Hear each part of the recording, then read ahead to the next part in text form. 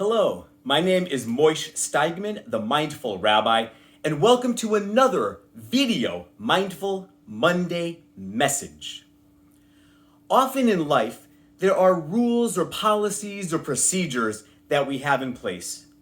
And those are also often there to protect employees or people in customer service from customer complaints, vitriol, rebuke, frustration, and anger.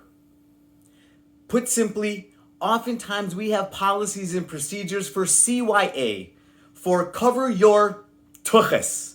Tuchus, of course, is the Yiddish word for behind.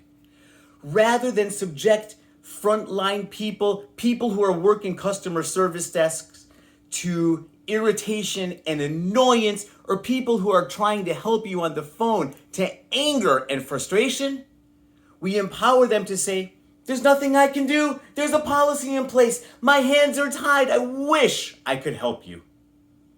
And that's because we are so accustomed to and so good at complaining when things don't go the way we want them to, and or even if they are our fault to begin with.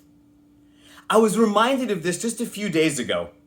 On my way back from New York, on my drive back from New York, where I had the joy and honor of leading an in-person Seder for Ohel Ayala for over 200 people, and where I got to lead an online Seder with myjewishlearning.com for about 150 people. On my way back from New York, on the drive, I stayed over at a hotel. And at the hotel, at the front desk, I saw the image that you can see below.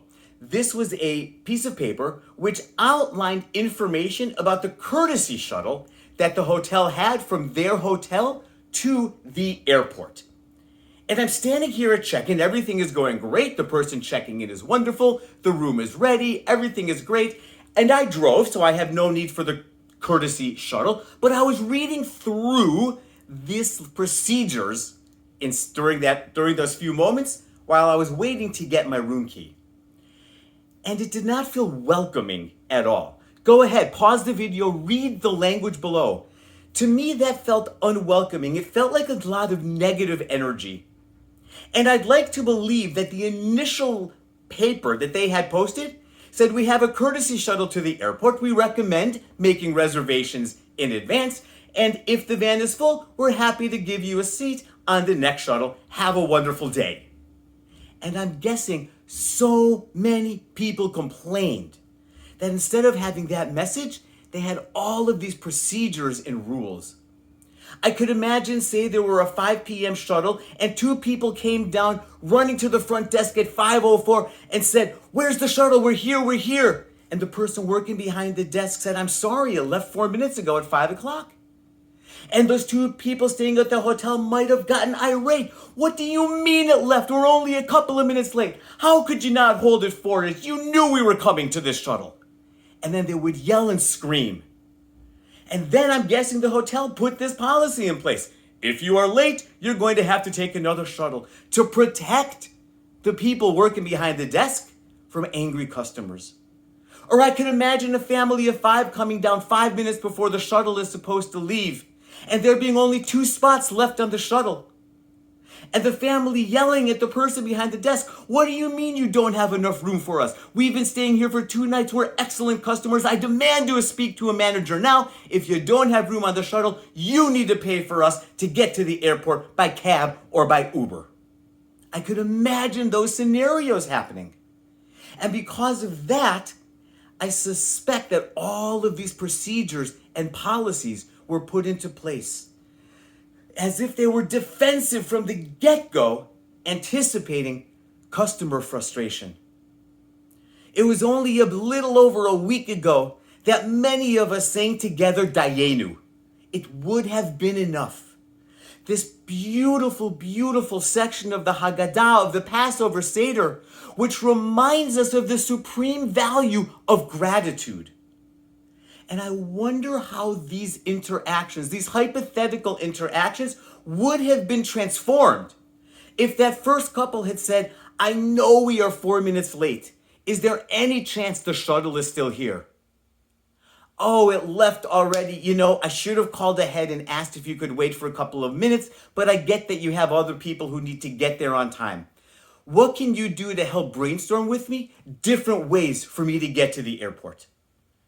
I am willing to bet everything that the person working behind the desk would have gone out of their way and above and beyond to try to brainstorm and help that couple. Or imagine the family of 5 coming down 5 minutes beforehand and saying, oh, you only have 2 seats left. I know you said we should have made a reservation the day before, and it completely slipped our mind. Are there different possibilities? How would you recommend at this point us trying to get to the airport? And maybe the person behind the desk would have ideas. Maybe they'd have a discount code with an Uber company just for reasons like this. Maybe they know that there's no one planning to take a 6 o'clock shuttle. The shuttle will be back at 5:30 and they'll say, we'll make a special trip for you. All of these things are possible.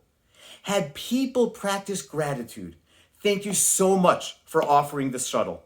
Thank you so much for the reminder that I could have made a reservation beforehand and that I didn't do that. Thank you for that opportunity. Thank you in advance for any help you're able to give me now. I imagine those interactions would have been transformed, and I have no doubt that that letter on the front desk would have been so much more welcoming and kind. Over the next couple of Mindful Monday messages, I'd like to share 2 stories, one that involved me and one that involved a stranger named Alex, to whom I have spoken and whom I have met once in my life.